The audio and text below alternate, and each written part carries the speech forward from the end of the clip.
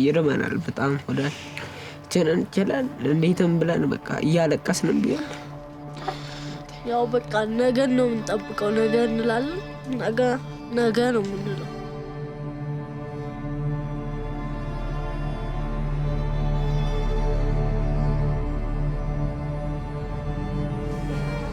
ከምግብ ጋር ተያይዞ እንዳጠቃላይ ማህበረሰቡ እንግዲህ ካለው የኢኮኖሚ መዋዠቅና የዋጋ ውድነት ምክንያት ብዙ ቻሌንጆች እየገጠሙት ነው ያለው ማህበረሰባችን።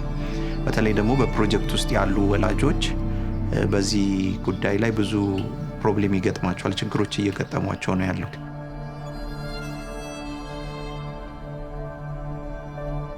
እመቤትን በተመለከተ እመቤት ወደ አሰላ ከመምጣቷ በፊት ኑሮዋ በአዲስ አበባ ነበረ። እነሱ ልጆቿ ከተወለዱ በኋላ ግን ከባለቤቷ ጋር ተለያዩ። ከዛ በኋላ ነው የሷ የህይወት ውጣ ውረድ የጀመረው ማለት ይቻላል። እናታችን እናትም አባትም ሆና ነው ያሳደገችን።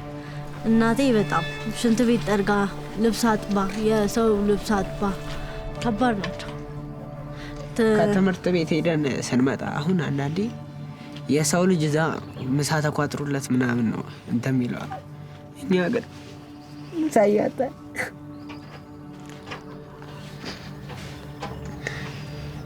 ከባድ ነው ብቻ እና በጣም ይርበን ነበረ እና እነሱ ሲያለቅሱ እኔ በጣም እጨነቅ ነበረ። በቃ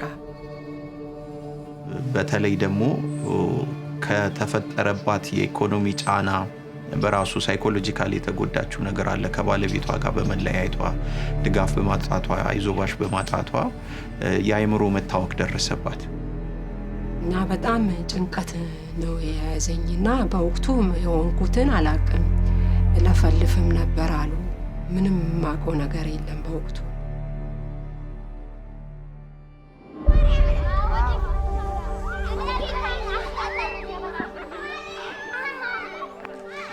ያው ያለውን ችግር ቤተክርስቲያን እጅ ተረድታ ከቤተክርስቲያን በኩል ነው ወደ ኮምፓሽን ሊገቡ የቻሉት።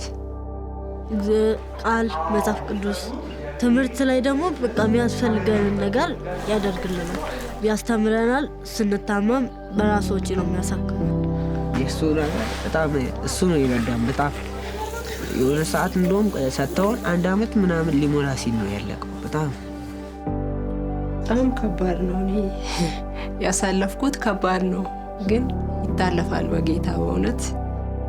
እንደ ቤተሰብ ደግሞ ካየነው ልጆቿ ላይ ብዙ ለውጦች አሉ በደንብ የሚታዩ። በአካላዊ እድገታቸው በጣም ጥሩ ነው፣ እያደጉ ነው። አይምሯቸው እያደገ ነው። በትምህርታቸውን ከክፍል ክፍል በደንብ እያለፉ ነው። አሁን ሁለቱም ብሔራዊ የ8ኛ ክፍል ፈተና ተፈትነው ወደሚቀጥለው ክፍል አልፈዋል። እነዚህን ስናይ ጥሩ ነው፣ ለውጦች አሉ ብለን በደንብ መናገር እንችላለን። በምንም ይሁን በቃ ኮምፓሽን አባቴ ሊሸፍን በሚችለው ደረጃ በቃ ኮምፓሽን ለኔ አባት ሆኖ ነው ከልሎ እግዚአብሔርም ኮምፓሽን እንደሰጠኝ አምናለሁ። የምግቡ ድጋፍ ረሃብ ማለት በጣም ክፉ ነገር ነው በእውነት። በጣም ይከብደኛል ለመግለጽ እውነት። ረሃብ ማለት በጣም ከባድ ነው እና ከዛ ረሃብ ሲያልፉልን በጣም ደስታ ነው የሚሰማኝ።